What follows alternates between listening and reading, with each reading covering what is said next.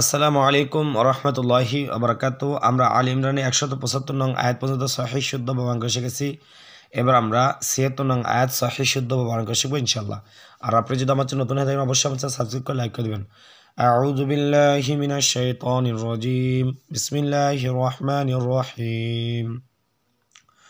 ওয়ালা ইয়াহজুনকা ওয়াজর ওয়া লাম আলিফ জবর লা ওয়ালা ইয়া হা জবর ইয়াহ ওয়ালা ইয়াহ। দেখেন লামের জল্লা জবরের বাম পাশে খালিল এক খালিফ টান, আর হারফে যেহেতু জজম রয়েছে জজমুল্লাহ হরফ ডান দিকে হতের সঙ্গে একত্র রাখবে, মিলে পড়তে হবে, মনে রাখবেন। ওয়ালা ইয়াহ। জানুন পেশ জুং ইকফা। ইকফা অর্থ গোপন করা।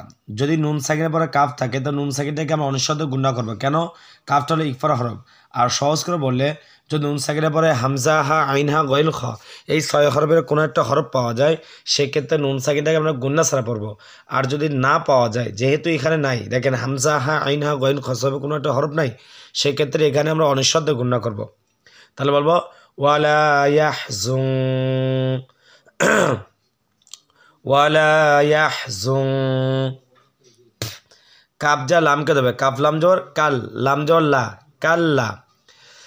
দেখেন আবার কালার পড়ার জন্য যদি নুন সাকিনের পরে হরফের পর যদি নীল কালার অঙ্ক থাকে তো নুন সাকিনটাকে আমরা অনুসাদ গুণা করবো। ওয়ালা ইয়াহজুন কাল্লা। জালিয়া জি জেরে বাম পাশে জসমলা ইয়া খালিফ টান লাজি নুন জবর না লাজিনা। ওয়ালা ইয়াহজুনকাল্লাযীনা। ইয়া পেশ ইউ সিনাল সা ইউসা জবরে বাম পাশে খালিফ খালিফ টান ইউসা রজার রি ইউসারি। আইন পেশ উ পেশের বাম পাশে জসমলা ওয়াও খালিফ টান ইউসারিউ নুন জবর না ইউসারিউনা ইউসারিউনা। ফাজা লামকে দেয় ফা লামজের ফিল। কাজা ফা কাবজা ফাকে দেবে কাফা পেশ কুফ ফিল কুফ রজের রি ফিল কুফ রি।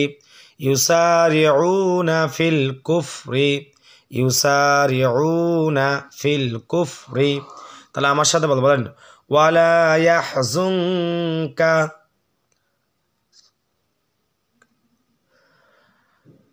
ওয়ালা ইয়াহজুনকাল লাযীনা ইউসারিউনা ফিল কুফরি। এরপরে হামজা নুন জারি ইন নুনে তাসদীদ গুণা করা ওয়াজিব নুন জবর না ইন্না।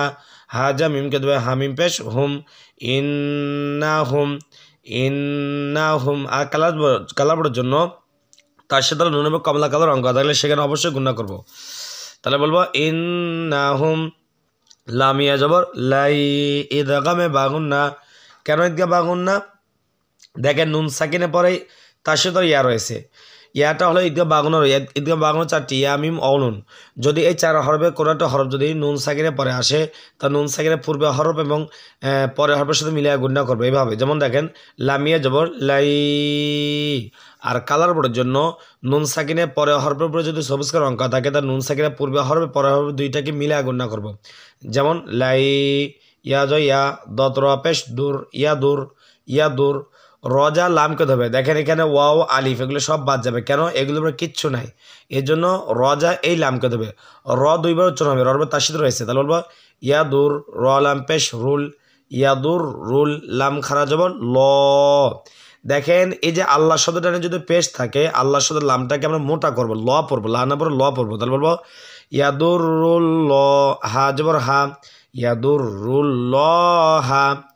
ইন্নাহুম লাই ইয়াদুরুল্লাহা শিন শিনিয়া জবর শাই হামজা আলিফ হামজা আলিফ 2 জবর আন হয় শাই আন। আমরা যদি অক্ফ করি শাই আন, আর যদি অক্ফ না করি তাহলে মিলিয়া পড়লে হবে হামজা ইয়া 2 জবর আই শাই আই শাই আই।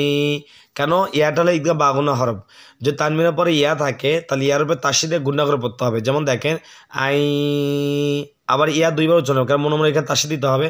ইয়া পেশ ইউ শাই আই ইউ। আর আমরা যদি কি করি এখানে যদি অফ করি থেমে পড়ি সেক্ষেত্রে দুই জোর মধ্যে থেকে এক জোর বাদ দিয়ে এক টেনে পড়তে হবে। যেমন দেখেন শাই আন আছে বলবো শাই আমরা এইভাবে অফ করেই পড়ি, তাহলে বলবো শাই ইন্নাহুম লাই ইয়াদুরুল্লাহা শাইআ। তাহলে আমার সাথে বলেন ইন্নাহুম লাই ইয়াদুরুল্লাহা শাইআ। এরপরে ইয়া পেশ ইউ রয়াজার রি জেরের বাম পাশে জসমলা ইয়া খালিফ টান ইউরি দাল লাম পেশ দুল ইউরি দুল লাম খারা যাব ল। আল্লাহ শব্দ ডানে পেশ থাকলে আল্লাহ শব্দ লামটাকে পুর করে পড়তে হবে, ল এভাবে পড়তে হবে। ইউরিদুল ল হা পেশ হু ইউরিদুল্লাহু ইউরিদুল্লাহু হামজা লাম জবর আল লাম জবর লা আল্লাহ। এটা লাম এটা আলিফ, লামের পর তাসদিদ এবং লামের পর জবর, আলিফের পর কিচ্ছু নাই। তাহলে বলবো আল্লাহ লাম এক আলিফ টেনে পড়বো, কেন জবরের বাম পাশে খালি আলিফ এক আলিফ টান। আল্লাহ ইয়া জিম জবর ইয়াজে, জিমটা ধাক্কা দিয়ে পড়তে হবে, জিমটা কলকলা হরফ। তাহলে বলবো ইয়াজে। আর কালার পড়ার জন্য যদি কোনো হরফের লাল কালার রঙ থাকে তাহলে সেখানে অবশ্যই আমরা ধাক্কা দিয়ে পড়বো। আল্লাহ ইয়াজে আইন জবর আ লাম জবর লা আল্লাহ ইয়াজে আলা আল্লাহ ইয়াজে আলা। তাহলে আমরা বলি ইউরিদুল্লাহু আল্লাহ ইয়াজে আলা লাম জল্লা হামিম পেশ হুম লাহুম লাহুম। হাজ জবর হাউজ জ নরম করে পড়তে হবে জিব্বার আগা থেকে, আর জর যেহেতু তার সাথে রয়েছে আমরা তার সাথে দুইবার উচ্চারণ করবো। তাহলে বলবো হাজ জবর হাজ জ আলিফ দুই জবর জং ইকফা হাজ জং। অনিশ্বর গুণা করো জ অনিশ্বর জং বগরি জ অনিশ্বর কি হয় জং এভাবে উচ্চারণ করবো। কেন করব দেখেন তানমিন দুই জবর দুই যে দুই পেশকে তানমিন বলা হয়, তানমিনের ফা রয়েছে, যদি তানমিনের পর ফা থাকে তা ফাটা হলে ইকফার হরফ অর্থাৎ গোপন করে পড়া হরফ। যদি তানমিনের পর ফা থাকে তা তানমিনটাকে আমরা অনিশ্বর গুণা করবো, যেমন হাজ জং। আর কালার বোর্ডের জন্য যদি তানমিনের পরে যে হরফ থাকবে সে হরফ নীলকার রঙ করা থাকলে তানমিনটাকে অবশ্যই অনিশ্বর গুণা করবো। আপনাকে একটা সহজ একটা কথা বলে দেই, সেটা হলো যদি তানমিনের পরে হামজা হা আইন হা গইন খ এই ছয় হরফে কোনো একটা হরফ থাকে তাহলে আমরা তানমিনটাকে গুন্না ছাড়া পড়বো, বলবো হাজন। আর যদি না থাকে সেক্ষেত্রে বলবো হাজং, বুঝছেন? কারণ ওই ছয়টি হরফ বলে ইজারা হরফ অর্থাৎ গুন্না ছাড়া পড়া হরফ। এরপরে ফাজাল আমকে দেবে ফা লামজের ফিল হামজা খারা জবর আ ফিল আ খজের খি র জবর র আখি র।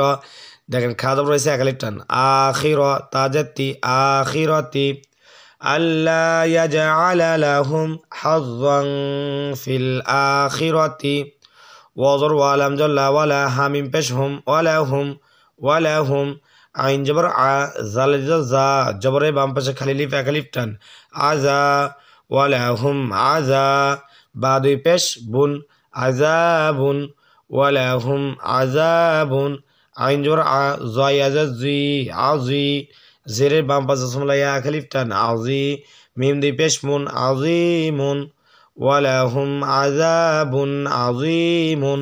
এখন যে অক্ফ করি থেমে পড়ি মিমে সাকিন দেব, জিটাকে আমরা তিলাম টেনে পড়বো, এর নাম মাদ্দে আরজি। তাহলে বলবো আজিম ওয়ালাহুম আযাবুন আযীম। আমার সাথে বলেন ইউরিদুল্লাহু আল্লা ইয়াজআলা